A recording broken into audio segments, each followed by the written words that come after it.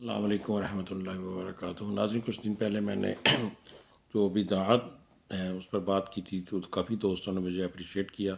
اسی سلسلے میں ایک اور بہت بڑی بدعت جو ابھی آنے والے دنوں میں ہمارے ہاں ہونے والی ہے اس کے متعلق بات کرنا چاہتا ہوں۔ 27 رجب، جس کو شب برات کے طور پر لوگ مناتے ہیں، تو میں آپ لوگوں کو یہ بتانا چاہتا ہوں کہ 27 رجب کسی بھی قرآن کی آیت میں،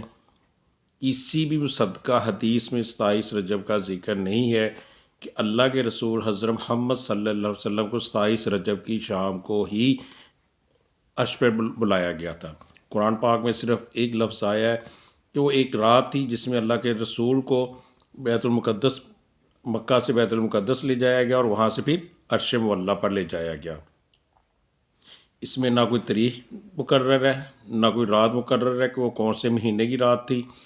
کون سا دن تھا۔ بالکل غلط ہے، یہ ہم لوگوں نے خود سے اپنے پاس سے بدعات بنائی ہوئی، اپنی طرف سے ایک دن بنا لیا ہوا ہے۔ اور میں پھر یہ کہنا چاہوں گا علماء کرام سے معافی کے ساتھ کہ یہ علماء کرام، 2 نمبر علماء کرام جو ہے، صرف جن کو اپنی ٹوپی میں 10 روپے چاہیے، انہوں نے اس طرح کی بدعات بنائی ہوئی ہیں۔ بہت بڑا معجزہ اللہ کے رسول کا، اللہ تعالیٰ نے خود قرآن پاک میں ارشاد فرمایا، اور اللہ تعالیٰ نے اسی رات کو امام الانبیاء بنایا ہمارے پیارے محبوب حضرت محمد صلی اللہ علیہ وسلم کو، اور اپنے عرش پر بلا کر اپنے تجلی سے بہرمند فرمایا، اپنی آیات دکھائیں، اپنے نور سے منور فرمایا اپنے نبی محمد صلی اللہ علیہ وآلہ وسلم کو۔ لیکن کوئی تاریخ ایسی نہیں ہے، نہ ہی کہیں پر بھی کسی بھی مصدقہ حدیث میں یہ لکھا ہے کہ اس رات کو آپ کوئی میٹھا تقسیم کریں، اس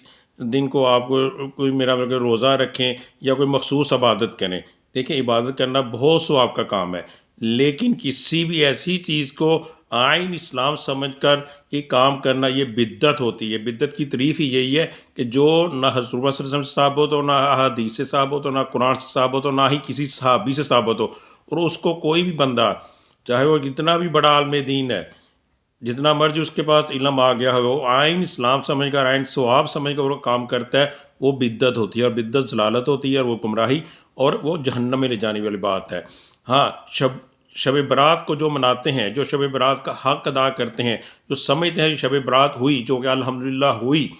اس میں کوئی شک و شبہ نہیں ہے، ٹھیک ہے، وہاں سے اللہ تعالیٰ نے اپنے رسول صلی اللہ علیہ وسلم کو سب سے بڑا تحفہ دیا نماز کا۔ جو نماز پڑھتے ہیں، اس کی قدر کرتے ہیں، اس کی اہمیت کو جانتے ہیں، وہ شب برات کے، وہ شب قدر کے لائق ہیں۔ ان کا حق بنتا ہے کہ وہ عبادت کریں، نماز پڑھیں، اور جو نماز نہیں پڑھتا اس کا کوئی حق نہیں ہے کسی بھی شب قدر کے متعلق، کیونکہ ایک ہی تحفہ اللہ تعالیٰ نے وہاں سے دے کے بھیجا تھا، وہ تھی نماز۔ باقی جو ہم لوگوں نے یہ چھٹیاں پٹاخے، یہ عبادات، یہ مخصوص جلسے جلوس رکھ لیے ہوئے نا، یہ سب بدعت ہیں، ان کا گناہ ہوگا، کوئی ثواب نہیں ہوگا۔ وما علینا الا البلاغ المبین۔